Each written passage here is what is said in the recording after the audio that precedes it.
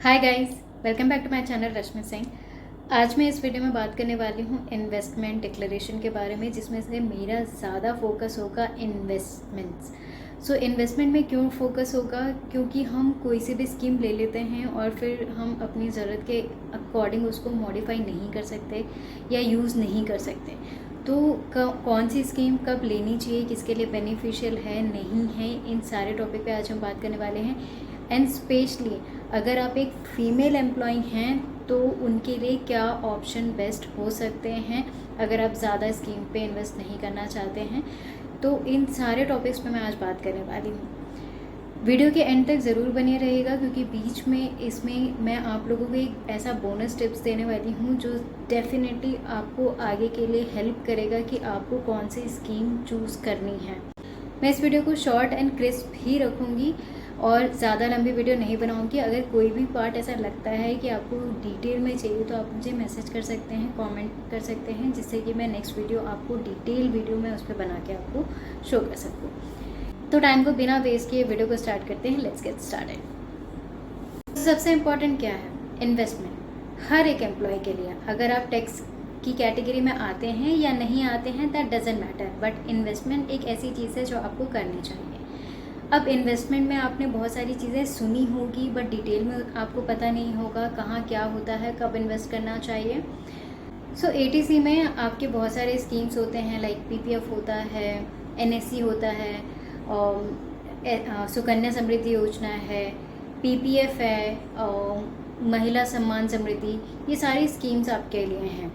अब मैं यहाँ पे थोड़ा सा कैटेगराइज कर देती हूँ। अगर आप एक फ़ीमेल वर्कर हैं या फीमेल एम्प्लॉय हैं तो आपके इन्वेस्टमेंट के लिए बहुत सारी अच्छी अच्छी स्कीम्स है जहाँ पे आप इन्वेस्ट कर सकती हैं। फीमेल एम्प्लॉय के लिए बहुत सारी स्कीम हैं जो अवेलेबल हैं। अगर उनके किड हैं तो भी बेनिफिशियल है, नहीं है तो भी है। अगर नहीं है उस केस में महिला सम्मान समृद्धि योजना पे वो अपना अकाउंट ओपन करवा सकती हैं। 2 साल के लिए उसको रख सकती हैं। 7.5% का इंटरेस्ट आपको मिलेगा। ये हो गया फर्स्ट थिंग। अब अगर आप किसी ऐसी कैटेगरी में आ रही हैं जहाँ 30% 20% है, तो ऑब्वियसली जो इंटरेस्ट रेट आएगा जो जिस अमाउंट पे, उस अमाउंट पे भी आपको टैक्स पे करना पड़ेगा। तो इस चीज़ को अवॉइड करने के लिए आपको क्या करना है कि आपके घर में कोई भी एक फीमेल है तो आप उनके नाम पे ये अकाउंट ओपन करवा सकते हैं। तो उनके अकाउंट में जो भी इंटरेस्ट आ रहा है, जैसे मदर हो गया या आपकी डॉटर हो गई, इनके नाम पे अगर आप कुछ भी स्कीम लेते हैं तो जो इंटरेस्ट आ रहा है वो इंटरेस्ट आपके टैक्स में कैलकुलेट नहीं होगा। लेकिन 2 लाख अगर आप सबमिट कर रहे हैं या 1 लाख डाल रहे हैं उस अकाउंट में, तो वो 1 लाख पर टैक्स एज इट इज़ आपको लगना है, अगर आप 30% 20% जिस भी कैटेगरीज में आ रहे हैं, ठीक है। और जो नहीं आ रहे हैं वो अपने नाम से ही ओपन करवा के इस स्कीम का फ़ायदा उठा सकते हैं। अब जिनके पास किड है या जो मदर हैं उनके लिए तो बहुत सारी स्कीम है, जैसे महिला सम्मान समृद्धि जो मैंने आपको अभी बताया।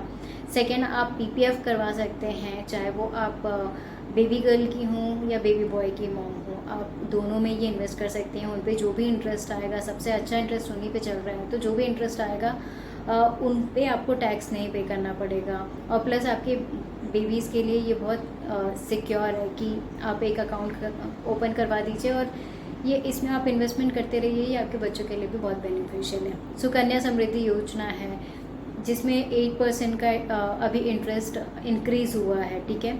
तो ये सारी चीज़ें हैं जहाँ पे आप फीमेल एम्प्लॉयज़ इन्वेस्ट कर सकती हैं। अब मेल वर्कर्स और मेल एम्प्लॉयज़ के लिए क्या स्कीम्स हो सकती हैं?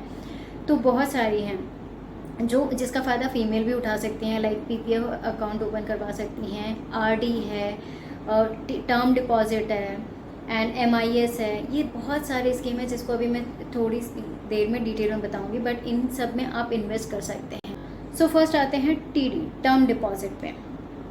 टर्म डिपॉजिट में आपको क्या रहेगा, जो इनका कुछ पीरियड होता है, like 1 year, 2 year, 3 year and 5 year. तो इनके अकॉर्डिंग इनके इंटरेस्ट हैं। 1 ईयर में 6.8 है, 2 ईयर्स में 6.9 है, 3 ईयर्स में 7 है एंड 5 ईयर्स में 7.5 है। तो इनका आप फ़ायदा ले सकते हैं। और मिनिमम आपको 1000 है, मैक्सिमम आप कितना भी जमा कर सकते हैं, there is no limit at all, ठीक है। अब सेकेंड है RD, recurring deposit. Recurring deposit में क्या होता है, ये 5 ईयर्स के लिए फिक्स कर दी जाती है, इसका कोई 1-2 ईयर्स का टाइम पीरियड नहीं है जैसा आपको टर्म डिपॉजिट के लिए था। 5 ईयर्स के लिए फिक्स मतलब फिक्स। ओके, इसका इंटरेस्ट है 6.2% per annum, but quarterly compounded होगा। ओके, मिनिमम आपको 100 है और लिमिट कुछ भी नहीं है मैक्सिमम की, कितना भी आप जमा कर सकते हैं।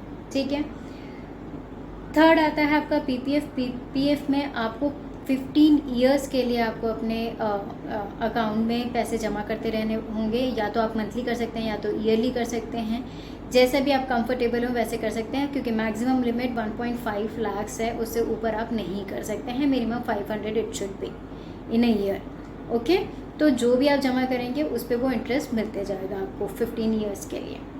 तो नेक्स्ट है MIS। MIS में इंटरेस्ट रेट है 7.4% का, जो आपको हर मंथली इंटरेस्ट मिलेगा। एट दी एंड जब आप विड्रॉ कराने जाएंगे तो आपने जो अमाउंट जमा किया था वो अमाउंट आपको मिलेगा विथ लास्ट मंथ का जो इंटरेस्ट है उसके साथ। तो इसका जो इंटरेस्ट है वो एवरी मंथ आपके अकाउंट में आता रहेगा, तो इसलिए लास्ट में जब भी आप निकालने जाएंगे तो वो इंटरेस्ट आपको अमाउंट सेम दिखेगा और जो भी लास्ट मंथ का इंटरेस्ट रहेगा वो दिखेगा।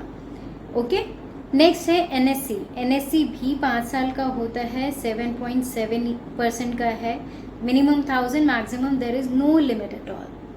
ठीक है, महिला सम्मान समृद्धि सेविंग सर्टिफिकेट के लिए 7.5% का इंटरेस्ट है, 2 लाख तक आप जमा कर सकते हैं। अब इन सब स्कीम में मैंने आपको बता तो दिया आप कितना कर सकते हैं कितना नहीं कर सकते हैं, बट अब सबसे इम्पॉर्टेंट पार्ट आता है कि आपको कौन सी स्कीम कब लेनी चाहिए।